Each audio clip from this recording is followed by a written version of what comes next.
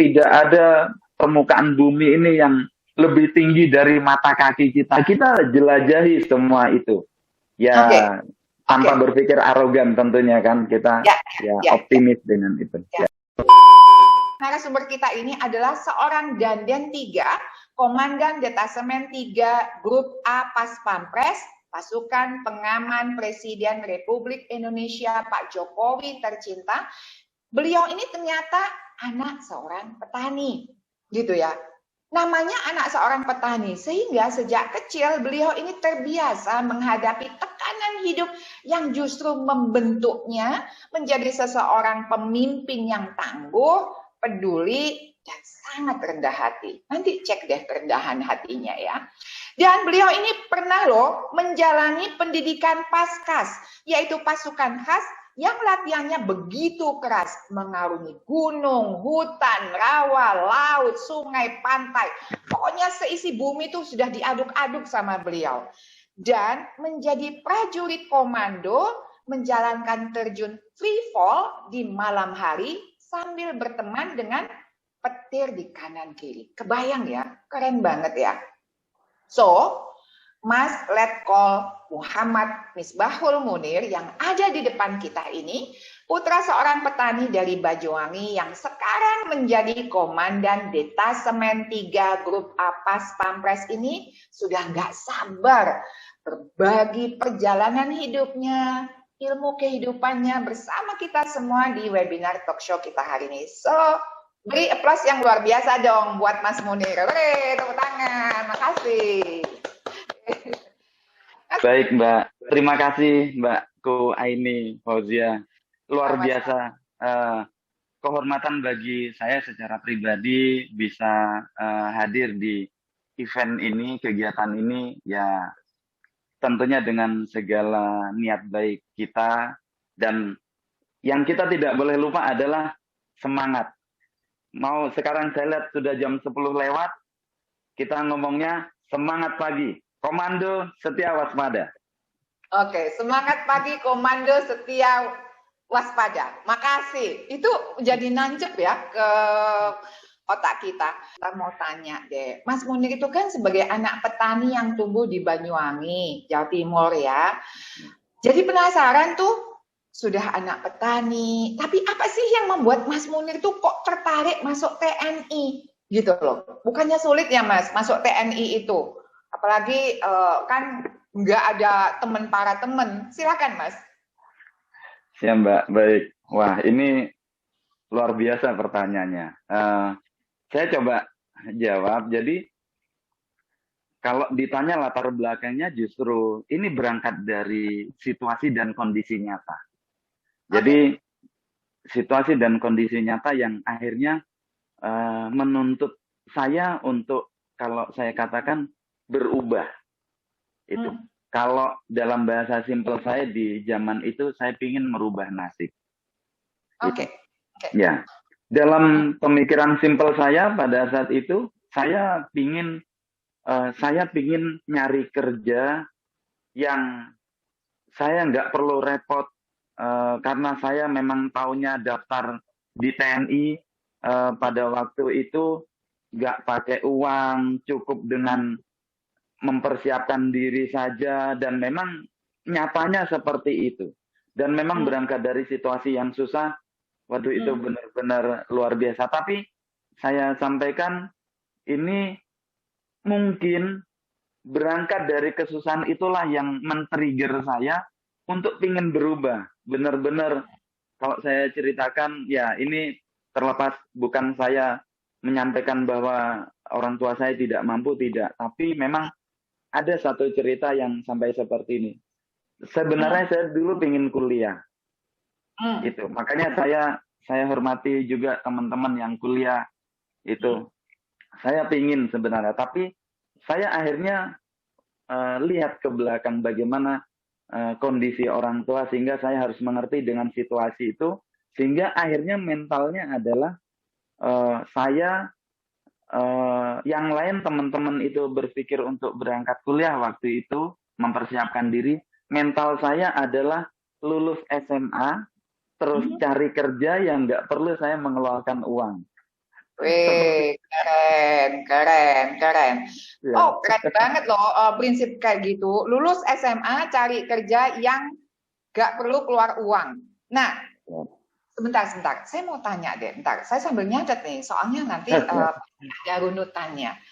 Mas, gini. Apa yang membuat Mas Munir tidak?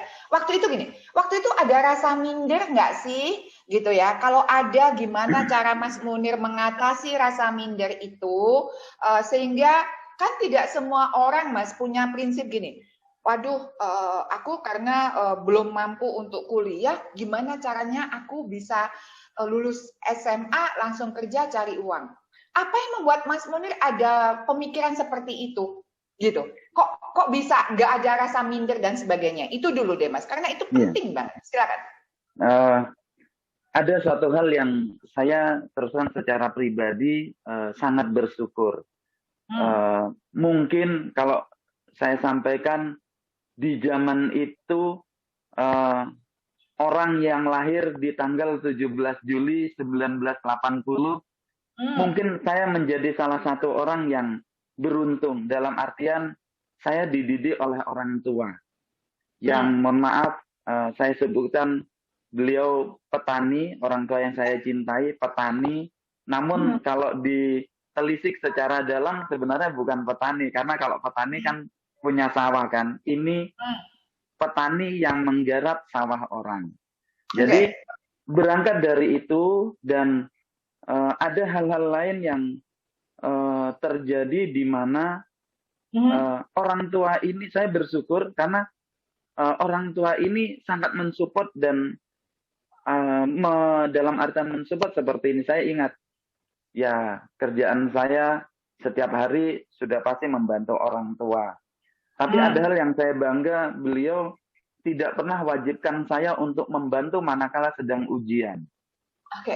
Itu. Jadi dan ada cerita-cerita yang beliau ceritakan sampai seperti ini ya. Kebetulan kalau mungkin teman-teman yang lain berasal dari menengah ke atas, alhamdulillah saya mungkin menengah ke bawah atau mungkin bahkan bawah ke bawah gitu kan. Orang tua pandai memotivasi di antaranya. Dari kondisi yang sulit itu beliau pandai, dalam artian begini. Pernah diceritakan itu. Nah, itu anaknya penjual bakso di kala itu. Penjual bakso sekolah ke Jerman. Dalam batin saya langsung muncul pertanyaan gini. Kapan ya giliran saya gitu. Sehingga dari situlah akhirnya ada satu cerita saya tergerak seperti itu akhirnya. Dan kalau saya cerita tentang situasi sulit, waduh, saya takut yang lain ikut nangis nanti. Nggak apa-apa, ceritakan aja. Saya masih ingat bagaimana orang tua ini mensiasati kami supaya sukses.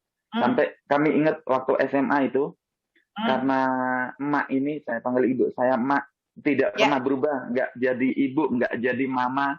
Dalam situasi sekarang tetap emak tercinta saya. Jadi beliau sampaikan waktu itu situasi ini kan benar-benar situasi yang terbatas. Setiap pagi saya berangkat ke sekolah, jarak 30 kilo itu memang naik bis waktu itu.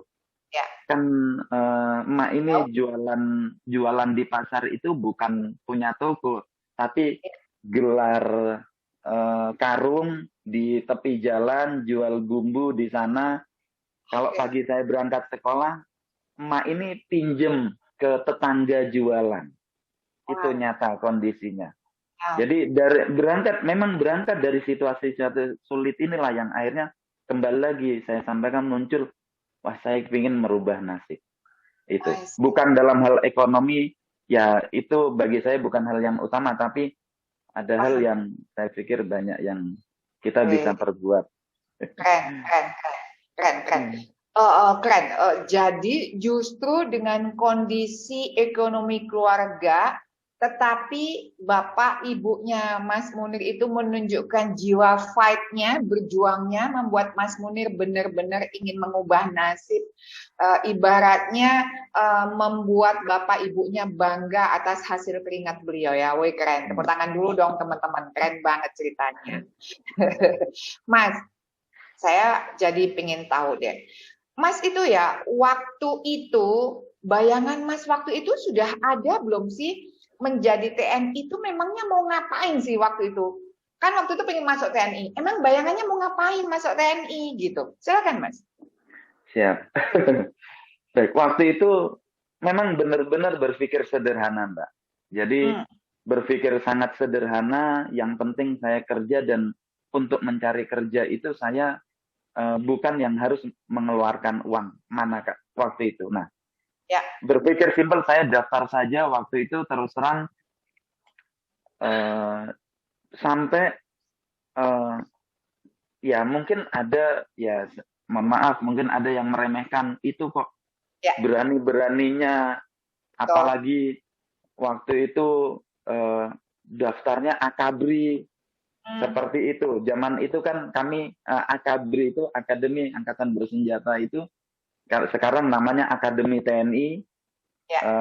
Itu sampai dikatakan sama ada beberapa yang kami sekilas dengar selentingan, mereka kok terlalu berani ya gitu. Sampai kami ingat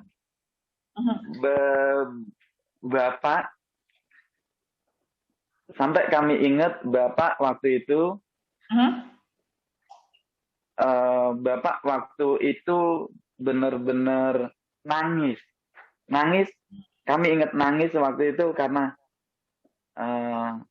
kamu kok ya terlalu nekat le gitu. Karena ada di zaman itu, untuk mohon maaf, kami tidak membedakan pangkat atau rekrutmen.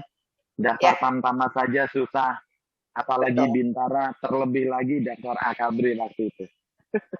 Ya, mentalnya memang ya setelah masuk berkarir ya simple saja, karena saya memang sekedar ingin merubah nasib, mengikuti alur, bekerja saja yang optimal. Saya pikir tidak terlalu muluk-muluk bagi saya, Mbak, waktu itu.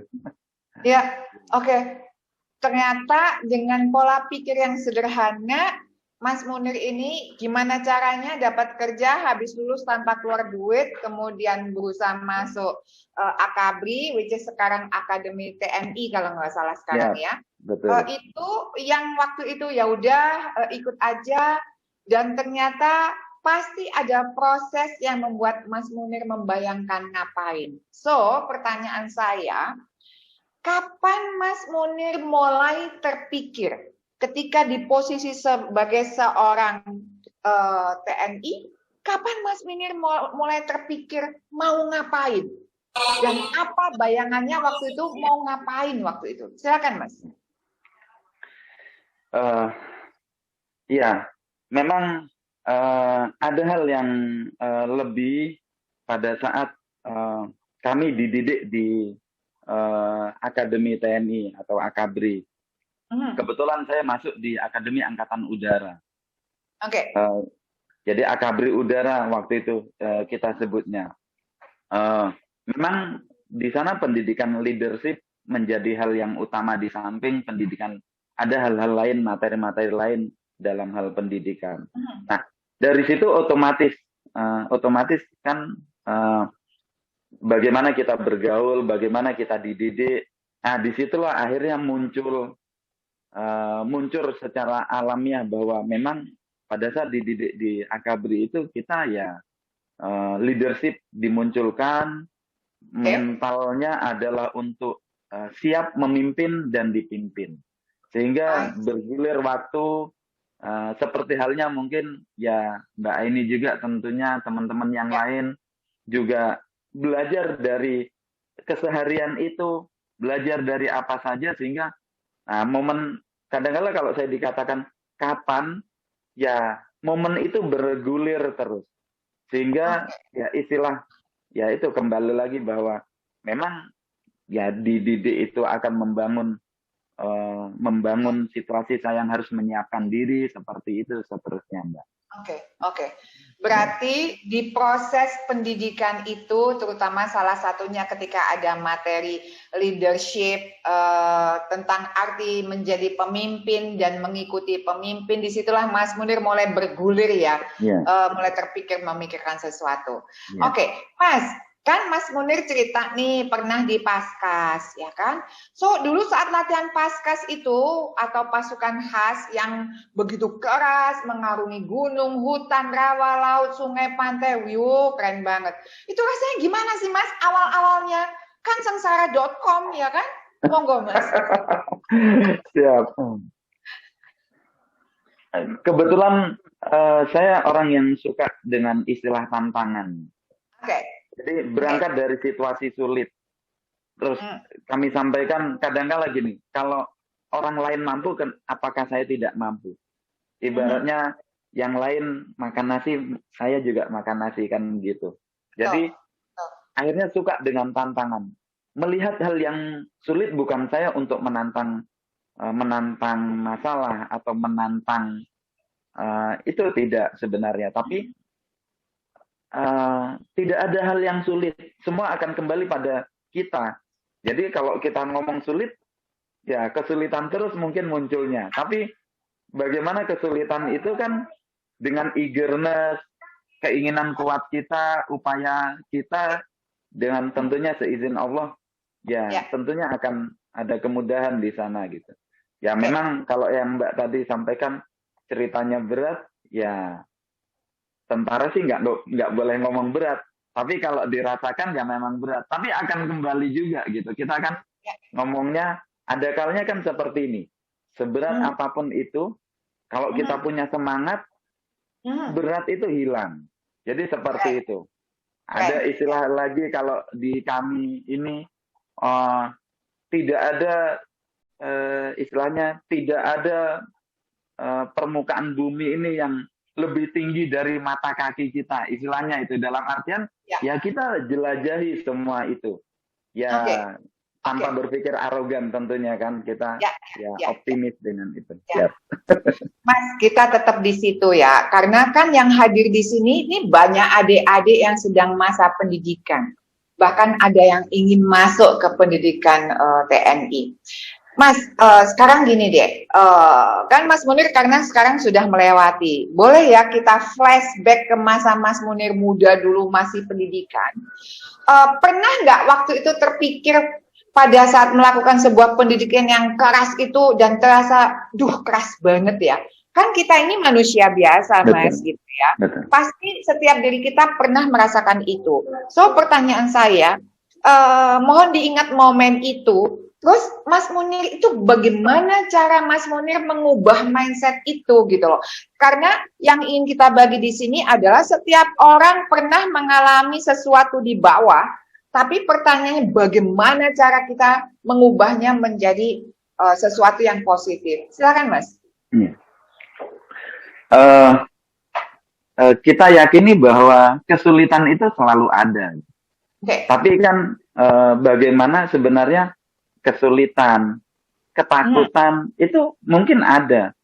Tapi bagaimana kan kita memanajemen itu gitu. Sehingga situasi itu kita balik yang kita katakan kesulitan itu ya itu menjadi tantangan gitu. Kalau mungkin kalau kami ngomong dalam istilah kami ya bahkan yang sulit-sulit itu menjadi ranahnya kami gitu, menjadi bagian kami yang harus kami selesaikan.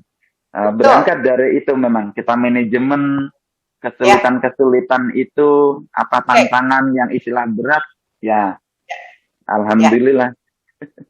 Ya, berarti teman-teman khusus adik-adik yang merasa aduh berat banget ya, berarti hanya satu kata, ini pilihanku, nikmatin aja. Ini baru langkah awal, belum langkah berikutnya. Kalau langkah awal aja sudah menggerutu, gimana langkah berikutnya? Begitu ya kalau dari pengalaman Mas Munir.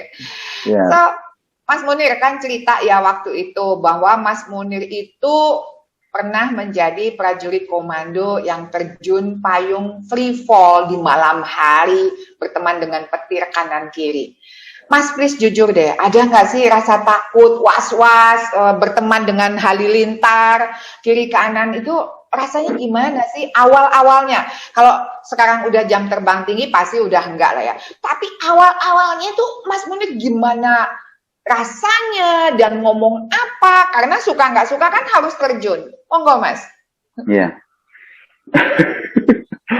Baik. Jadi ini hal yang kami sampaikan, ya ini menjadi bagian hidup gitu. Ya. Bukan untuk dihindari, tapi untuk dijalani. Jadi nggak ada istilah kita menghindari itu. Dan kalau saya sih yakin apa yang sampai ke diri kita itu apa yang diberlakukan Allah ke kita, Tuhan ke kita. Dan itu pasti terukur. Jadi seperti itu. Nah, memang ya kami sampaikan lagi Mbak, yang namanya resiko ada. Ya. Bagaimana kita memanajemen resiko itu? Ketakutan ada. Apalagi kalau Mbak tadi sampaikan bagaimana terjun free fall. Iya, bahkan terjun itu kalau saya terjun tidak takut, kalau ada orang terjun tidak takut malah bahaya Mbak. I see. Ya, justru harus takut. Tapi bagaimana kita memanajemen rasa takut itu, bukan malah takut itu. Bayangkan kalau orang terlalu berani, akhirnya apa? Dia overconfident, resikonya akan menjadi semakin besar. Justru kalau orang takut, bagus. Tapi bagaimana kita memanajemen ketakutan itu gitu, sehingga prepare-nya kuat, mempersiapkan dirinya kuat. Apalagi, mohon maaf, memang kami tidak melebihkan dalam istilah bahwa kami orang hebat, tidak. Memang kami dididik di Akabri itu memang leadership kuat. Dalam artian tidak sekedar bicara pribadi, seorang Munir saja. Jadi saya Munir sebagai komandan dalam leveling. Waktu itu sebagai dantim, komandan tim kebetulan di level perwira pertama waktu itu.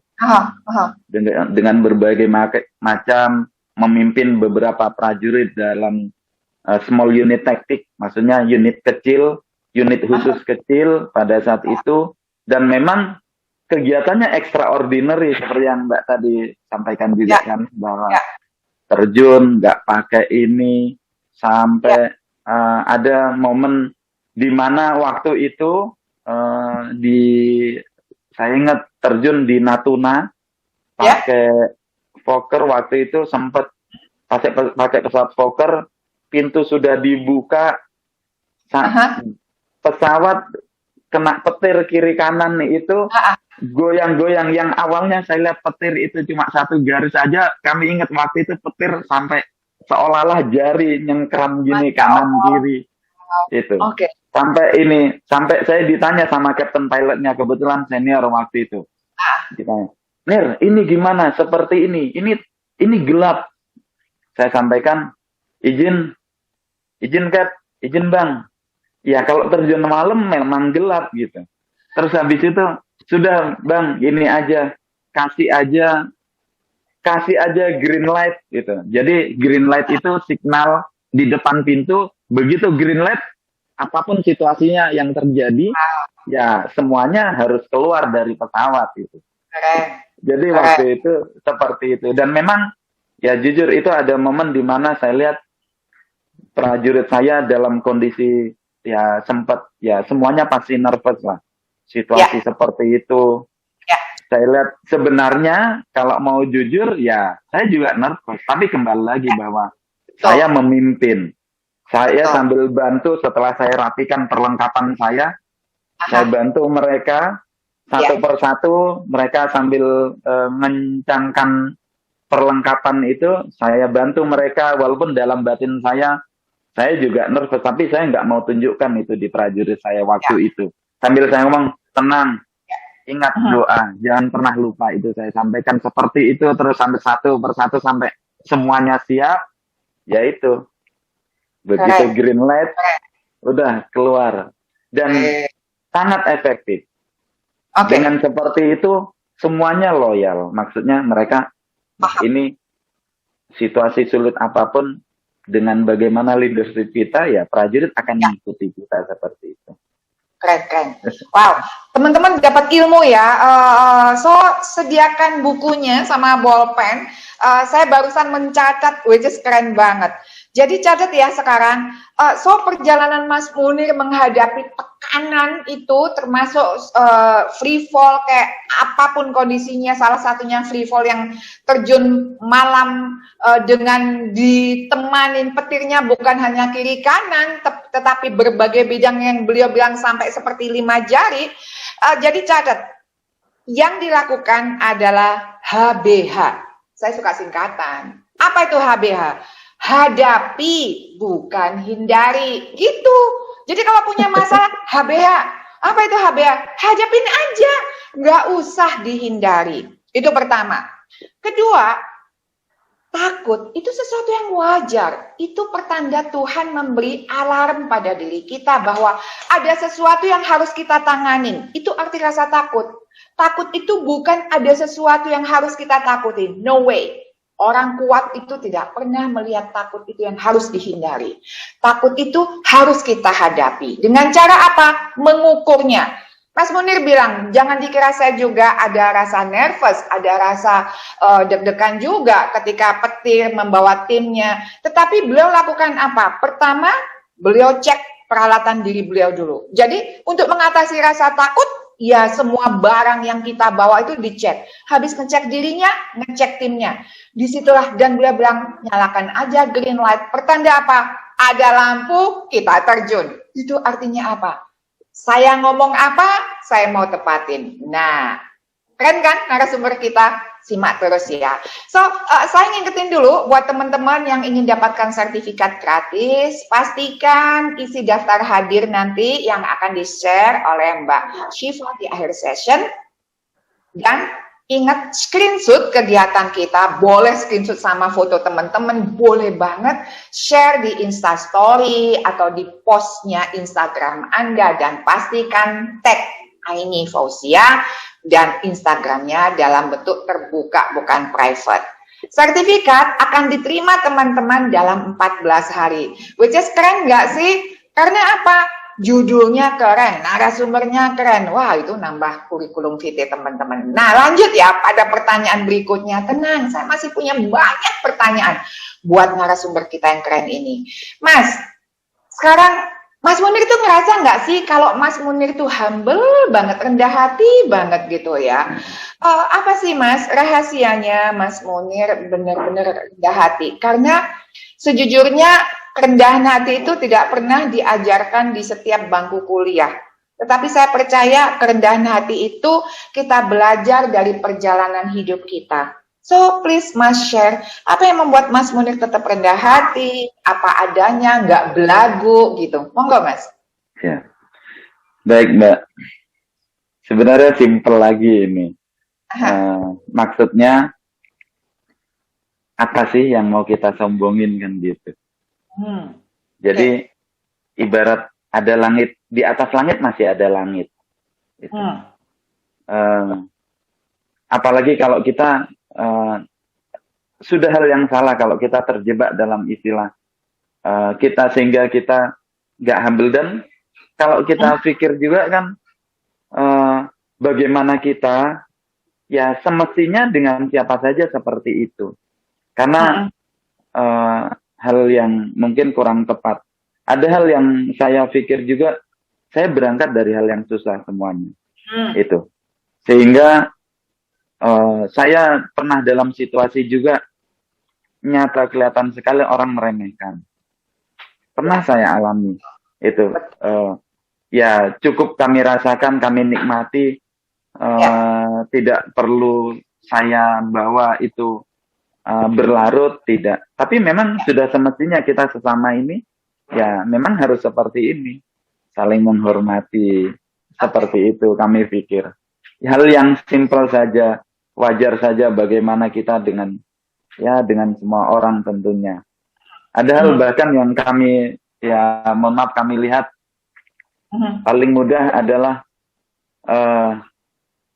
respect. Kita sampaikan istilah respect itu manakala kita tidak tahu status seseorang kan Mbak. Ya, Itulah yang akhirnya jujur saja memotivasi diri saya untuk untuk berbuat yang baik tentunya untuk orang itu. Walaupun mungkin gaya saya yaitu sekeras saya sampaikan kadang-kala dengan prajurit saya, sekeras apapun suara saya, insya Allah dengan seizin Allah, itu saya keluarkan dengan hati bersih.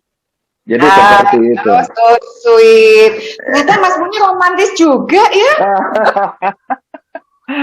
Baru kali ini saya dengar ada komandan bilang, sekeras apapun suara saya, insya Allah itu dari hati saya yang paling bersih.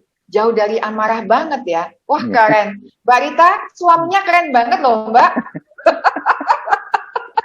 Mas, jadi teman-teman rahasia, gini loh teman-teman. Kenapa sih saya menganggap rendah hati itu penting? Dengerin saya baik-baik teman-teman.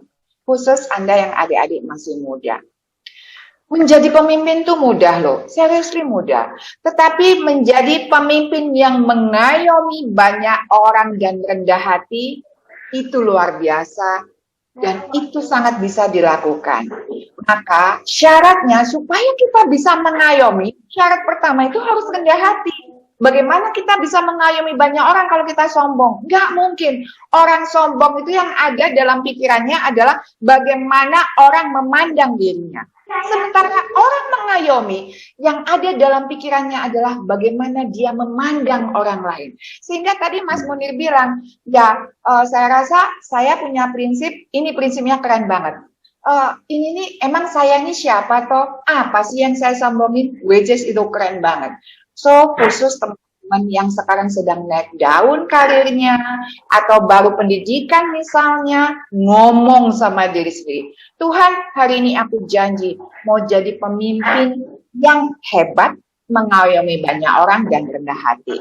Gitu ya. So, Mas Munir, sekarang kita pada yang menjadi pekerjaan Mas Munir yang keren sekarang ini, yaitu cerita dong Mas. Jadi pas pampres itu enaknya apa? Suka dukanya apa? Pasti enak lah, deket dengan Pak Presiden gitu, dengan Pak Jokowi gitu. Apa sih Mas suka dukanya dan asiknya? Monggo Mas.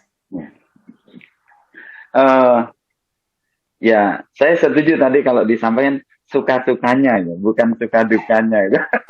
Ya. Kebetulan terus terang ya kita semuanya sama-sama sedang semuanya belajar belajar untuk diri kita gitu. Saya selalu bersyukur, kami selalu bersyukur dalam kondisi apapun. Kalaupun itu kondisi sulit pun saya juga bersyukur. Apalagi alhamdulillah ya saya sekarang ini berdinas di Pas Pampres gitu. Tanpa saya tanpa ada kalanya tanpa saya sadari, maksudnya tanpa saya sadari itu kan follow through gitu, dia mengalir saja, bukan mengalir saja kita sekedar apa adanya tanpa berbuat juga tidak gitu, tetap mengisi diri, belajar dari siapa saja, bahkan belajar dari bawahan. Nah, jadi kalau ditanya tadi tentang suka dukanya, ya karena saya memang cenderung bersyukur, ya banyak hal kalau saya ceritakan mungkin panjang ya, tapi saya lebih berpikir seperti ini. Ya kebayang waktu itu seperti ini. Nah, sebelum di Pas Pampres, kami ingat dulu dilantik jadi perwira di begitu dari Akabri dilantik jadi perwira Letnan 2 waktu itu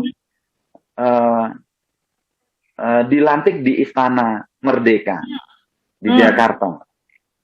Kebayang betapa bangganya itu orang tua pasti menginjakkan kakinya di istana waktu itu.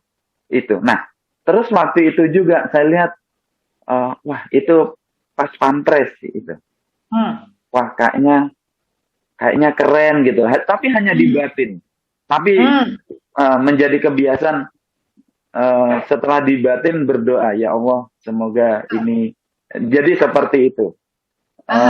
Akhirnya ya alhamdulillah sekarang. Nah, tapi memang sebelum momen sekarang ada momen lagi di mana waktu itu ya waktu masih sama mantan pacar dulu.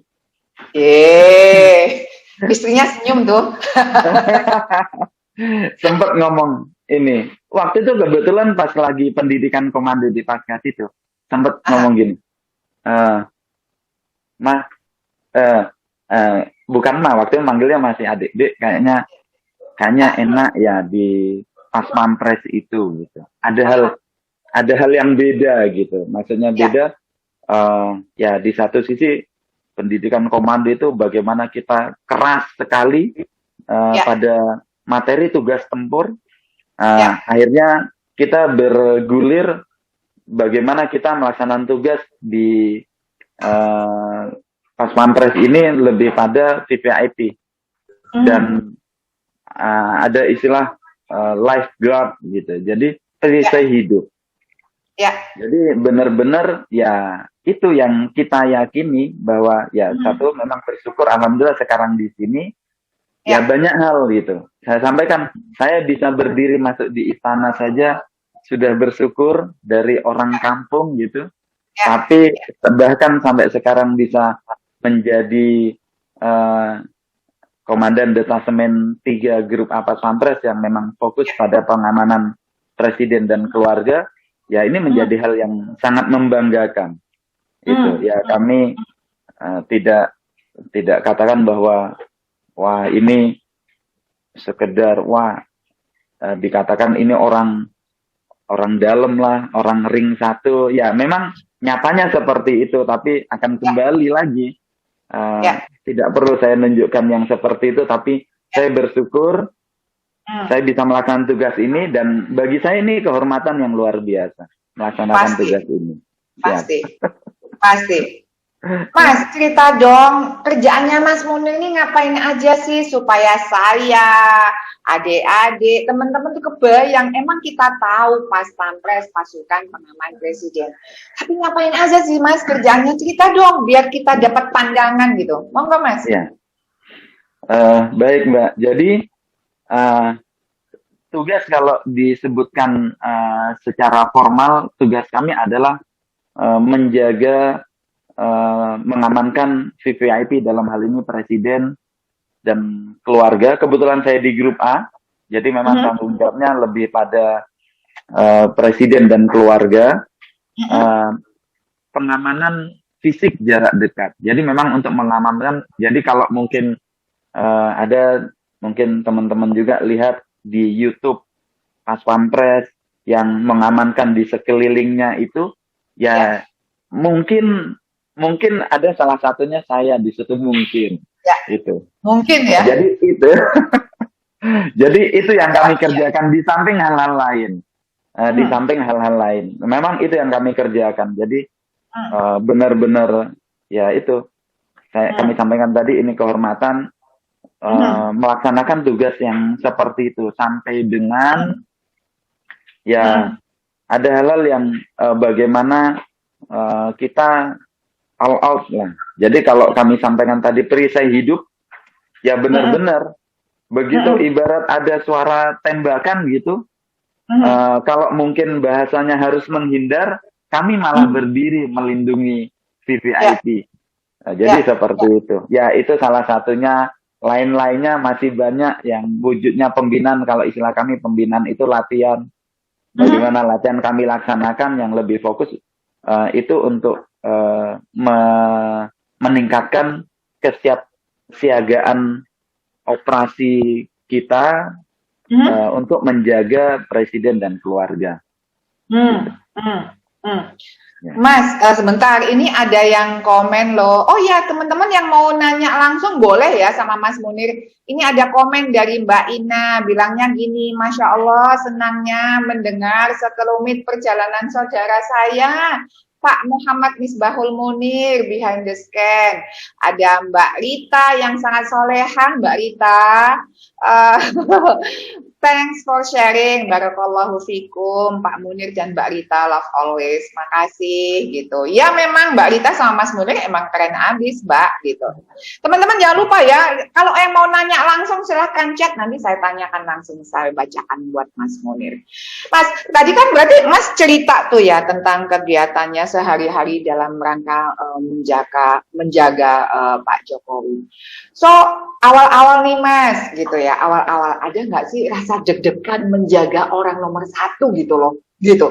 Deg-degannya, karena kan gini Mas, saya kalau secara manusiawi, misalnya nih, kalau bak mobil, naudzubillah min dalik ya, jadi misalnya bak mobil, kalau ada misalnya ada mau yang menabrak gitu, misalnya di sebelah kiri ini suami atau anak saya, ya otomatis kita berusaha melindungi memang ya Mas, bukan melindungi diri sendiri, tapi gimana caranya orang tercinta kita bisa terlindungi. Tetapi Mas, saya mau bicara itu, terkadang sisi saya deh sebagai manusia biasa, ketika ada ancaman tuh kan yang saya pikirin diri saya ya, ketika ancaman bahaya fisik gitu.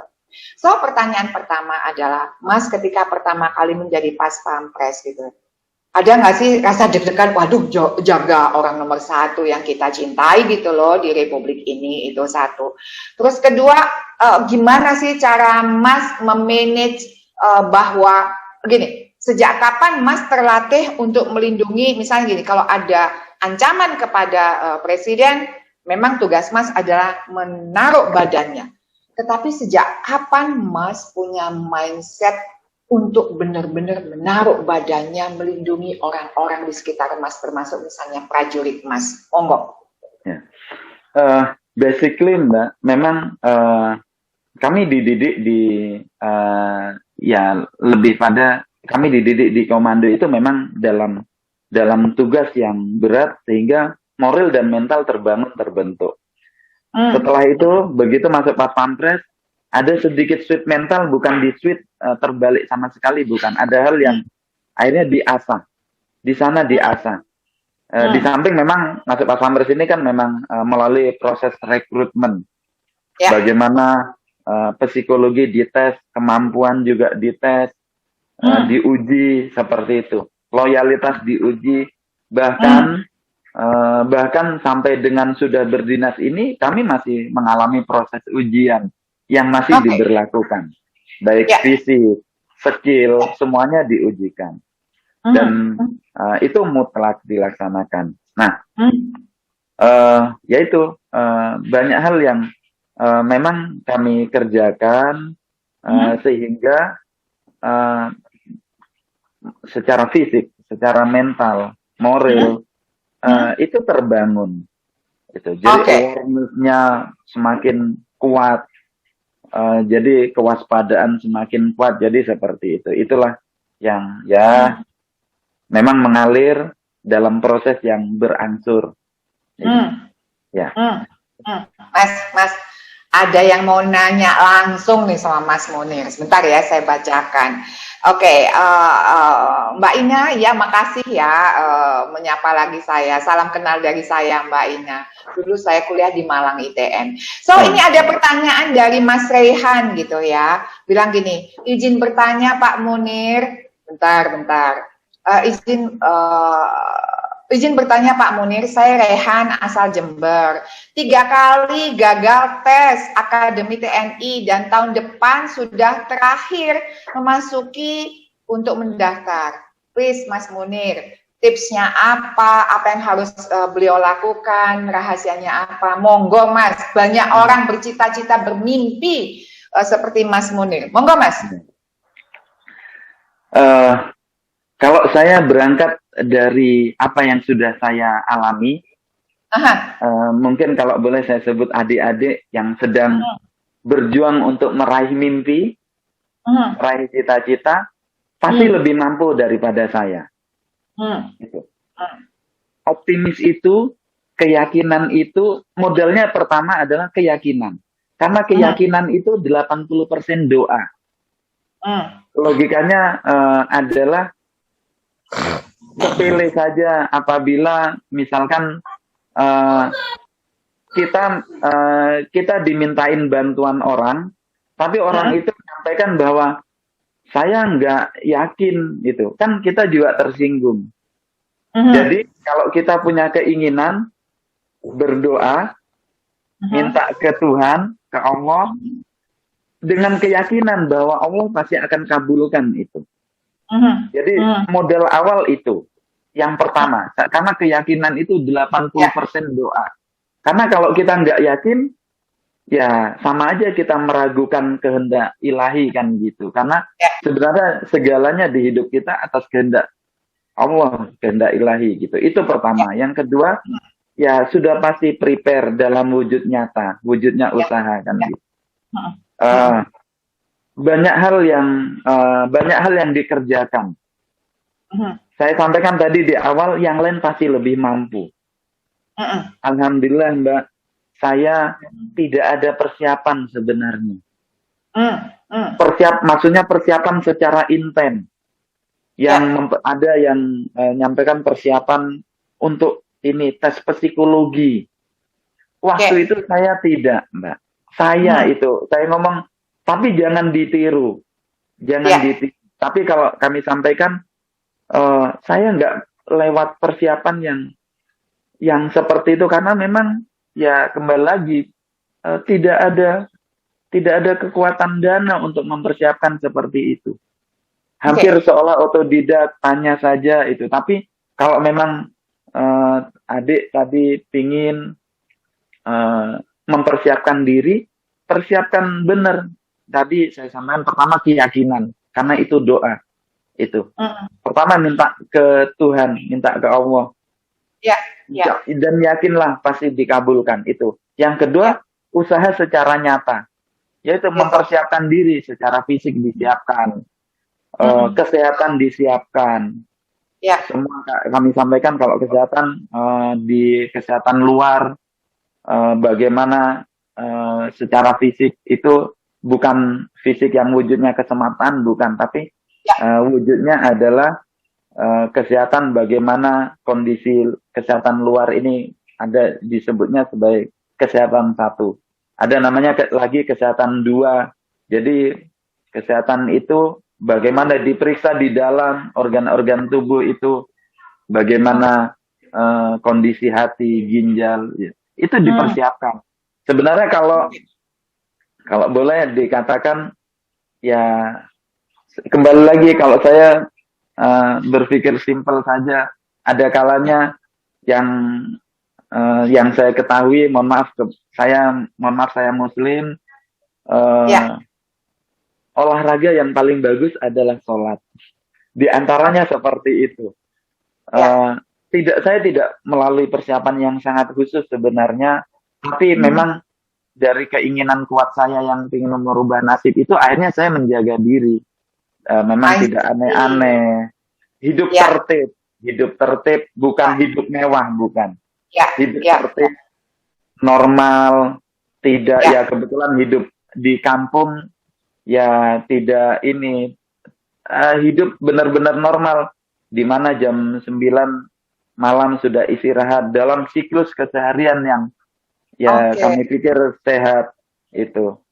Di samping hal-hal lain, kalau tadi disampaikan bagaimana persiapannya, ya selain hidup sehat itu sendiri, ya mempersiapkan tentunya kan sudah di-share tentang materi-materi pengetahuan umum ada, itu syukur-syukur ada prestasi. Nah, kembali lagi kami sampaikan secara secara pribadi, saya sampaikan ini wujud syukur. Tapi jangan lantas dengan yang saya sampaikan nanti, wah saya ternyata terlambat, bukan. Saya orang yang beruntung, di mana saya dulu ada guru SMA waktu itu, mungkin rezeki saya waktu itu. Beliau, saya ingat kelas 2 SMA, beliau sampaikan seperti ini. Kalau kalian punya cita-cita, ya dari sekarang, ya minimal sebutkan keinginan cita-cita kalian. At least habis sholat fardu. Ya. Syukur-syukur ini sholat sunnah. Ya. Ada kita tahu ada waktu-waktu mustajabah, waktu yang doa disebutkan. Kami pikir, mohon maaf, kami sebutkan tadi karena kami muslim, itu caranya. Tapi ini tidak menutup bagaimana teman-teman yang non-muslim untuk juga berdoa yang sesuai kepercayaan masing-masing. Jadi seperti itu. Memang mempersiapkan diri itu perlu. Makanya kami sampaikan, sebenarnya Mbak, ada hal yang kami gini, kadang-kala saya itu enggak, hampir di luar logika gitu. Saya ini ada yang kala bahasa guyonan saya ini, saya tukang ngarit dulu. Ya. Alhamdulillah saya begitu kalau ditanya, kok bisa sukses sih? Waduh, saya bukan tidak bersyukur, saya sampaikan saya nggak sukses, bukan. Tapi saya kadang-kala tanya, waduh, di atas kertas apalah ya, walaupun mohon maaf, mungkin kami bukan untuk bersombong ria istilahnya, pendidikan komando kami, saya ini terbaik komando di angkatan waktu itu di tahun 2002 gitu. Ya saya itu lah Mbak, kurang lebih. Baik, keren Mas Munir. Jadi saya simpulkan ya, Mas tadi yang nanya, jadi jawaban Mas Munir ini saya simpulkan, dicatat ya sekarang ya, buat adik-adik yang lain juga. Catat.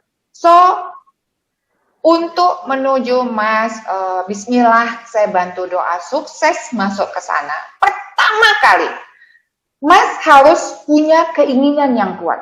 Ingin dulu, baru niat gitu. Pengennya 50-50 atau pengen banget? Bu Aini saya pengen banget. So ngomong, tulis hari ini. Tuhan atau apapun agama Anda, Tuhan hari ini saya janji saya totalitas berusaha masuk lolos TNI. Caranya gimana? Habis memutuskan, yakin. Mas harus yakin. Kalau Mas bilang, Bu, masalahnya saya nggak yakin. Pasti ada yang salah dengan Mas. Pertama, buang cara pandang ini. Bu, saya gagal karena saya nggak punya kenalan. Kalau sudah tahu nggak ada kenalan, ya udah. Tetap masuk kan karena Mas pengen. Jadi buang kata-kata kalau nggak ada kenalan, gagal. Itu kan cara pandang Anda sendiri. Hidup ini tidak bisa diukur dengan logika. Anda percaya apa tidak? Itu prinsip yang saya pegang. Hidup ini tidak bisa diukur dengan matematika dan logika. Tetapi hidup ini sangat bisa diukur dengan satu niat baik, dua tekad yang totalitas. Nah, Anda ukur sekarang, niatnya sudah kuat dan totalitas apa belum? Nah, sekarang kita bicara totalitas. Untuk totalitas, kedua, Anda harus prepare. Prepare itu semua. Prepare dari segi tes, psikotes, tes fisik. Tadi dibilang fisik itu ada dua, ring 1, ring 2. Anda cari itu di YouTube. Apa sih istilah ring 1, ring 2? Di antaranya tes kekuatan fisik Anda, dan di dalamnya tentang organ tubuh Anda. Kalau hari ini masih merokok, berarti Anda cari masalah, misalnya. Dan pola hidup yang tertib. Ya, biarpun anak muda, tidurnya yang tertib. Kalau memang niat-niat, mau nggak hidup kayak gitu loh. Dan jaga diri. So, selama itu Anda lakukan, kalau Anda bilang, waduh berat ya, udah nggak usah milih masuk. Intinya gini, kalau Anda mau masuk mencapai sesuatu, berat itu biasa saudara. Hidup tanpa beban itu nggak asik. Justru dengan hidup dengan beban itulah mendorong kita melakukan sesuatu. Itu sih kalau yang saya tangkap dari Mas Munir dan yang saya alami dalam hidup. So, ini ada salam nih dari sahabatnya Mas Munir yang senang berlari dari Trail Run Time. Salam dari Bumi Arema. Saya juga orang Arema dulu, Mas, SMA sama kuliah. Komandan yang selalu down to earth, emang betul, humble, mengayomi, dan support grup lari saya dari awal terbentuk sampai berprestasi. Anda selalu menjadi mentor kami, barokallah, dan selalu menjadi yang terbaik dan bijak, amin. Emang Mas satu ini emang baik banget.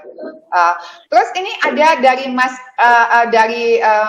Raihan ya. Mungkin Pak Munir bersedia memberi kiat-kiat ya. Tadi udah disediain panjang lebar ya, dan saya berikan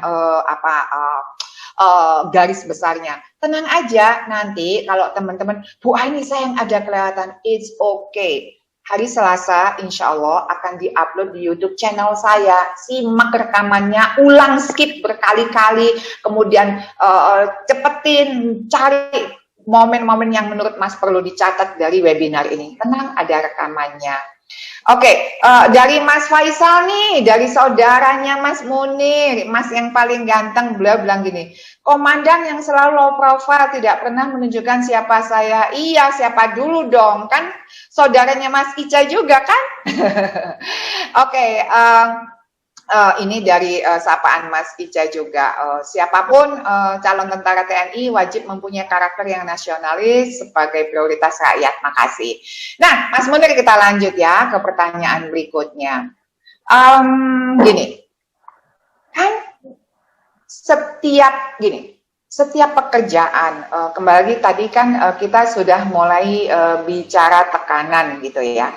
Mas Munir kan sudah menceritakan bagaimana cara Mas Munir menghadapi tekanan. So sekarang saya mau tanya gini, dari segudang pengalaman Mas Munir ini, cerita dong pengalaman apa sih yang paling membekas di hati Mas Munir yang membuat seorang Munir itu menjadi jauh lebih bijak dalam menyikapi kondisi, jauh lebih bijak, jauh lebih cerdas, jauh lebih kuat. Monggo Mas Munir. Ya. Mungkin saya tidak bicara kejadian secara detail, Mbak. Tapi ada hal yang saya yakini. Jadi seperti ini. Ada kalanya orang bijak itu karena dia pernah mengalami masalah sulit memang. Pasti. Ya.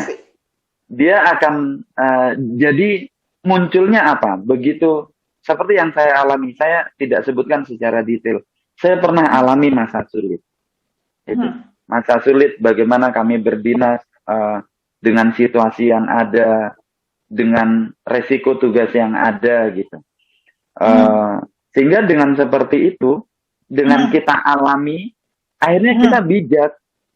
Begitu kita hadapi ada, ya mungkin kami sebutkan sebagai bawahan, junior. Begitu dia alami, kita tidak semena-mena. Bahkan ada kalimat-kalimat yang muncul, kamu gitu aja tidak mampu. Bukan seperti itu, justru kita akan lebih kuat bagaimana studi kasus menghadapi dan menyelesaikan masalah yang mereka alami. Jadi seperti itu. Jadi memang ya ada kalanya memang tidak mudah. Nah, kebetulan saya bukan, kami sampaikan ini bukan hal yang bahwa saya rendah diri, tidak. Tapi ada hal-hal yang saya alami di mana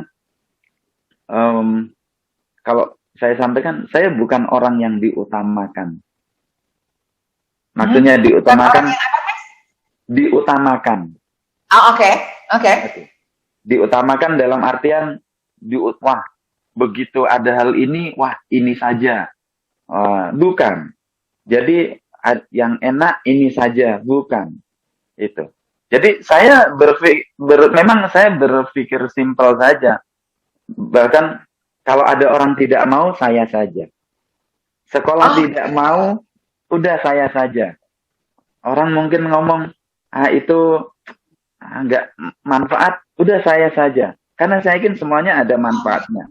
Nah, jadi situasi-situasi itu yang saya sampaikan, saya bukan orang yang diutamakan, tapi saya siap saja dengan apa saja gitu. Hanya memang dalam istilah kami pantang untuk meminta, apalagi menolak tugas seperti itu. Oke.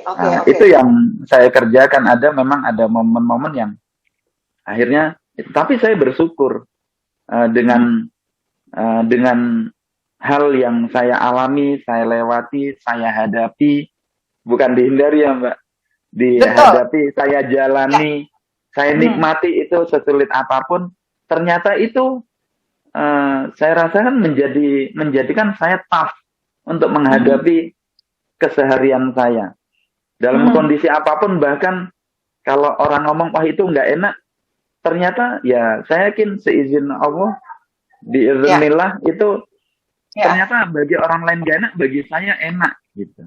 Dan Ya. saya memang ya itu kembali lagi seperti Hmm. teori dasarnya, semakin Hmm. kita bersyukur banyak nikmat di belakangnya. Jadi seperti itu. Dan saya bersyukur dengan berbagai hal kesulitan. Hmm. Ada hal lain-lain yang kita rasakan itu tidak enak gitu. Dan itu kita rasakan aja secara pribadi, kita nggak perlu berkeluh kesah. Ya. Ternyata mungkin memang saya yakini itu yang terbaik dari Allah untuk saya dan keluarga. Sehingga Ya. akhirnya begitu. Dan itu memang proses yang saya yakini itu harus saya lewati. Sehingga dengan begitu mendidik mental saya untuk semakin kuat. Apapun Oke. itu. Oke. Seperti Oke. itu, Mbak. Ya. Saya jadi ingat ceritanya Mas Munir. Jadi teman-teman yang bisa kita tarik dari cerita Mas Munir ini untuk Mas Munir merasa perjalanan hidupnya inilah di mana beliau menghadapi setiap kesulitan dengan menerimanya dan menghadapinya, ini yang membuat beliau bijak. Dan saya ingat cerita Mas Munir termasuk tadi kan sempat disebutin ya, Mbak, pokoknya saya nggak pilih-pilih, dikasih tugas apa aja saya terima, gitu.